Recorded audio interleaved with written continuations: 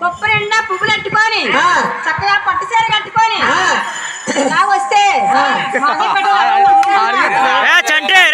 ఈ అత్తవారు ఊరేటో ఈ అమ్మవారు ఊరేటో ఈ తెల్లెవరో తండ్రి ఎవరో ఈ చేసుకున్న భర్త ఎవరో చక్కగా చెప్తే చక్కగా వింటారు చూపించుకుంటారు. అదేనమ్మా నా ఊరు నా పేరు చెప్పబోతే మీరు ఎరుకు చూపించుకోరమ్మా. అదే అమ్మా చెప్తాను చూడమ్మా. ఓలెల్ పాలమ్మ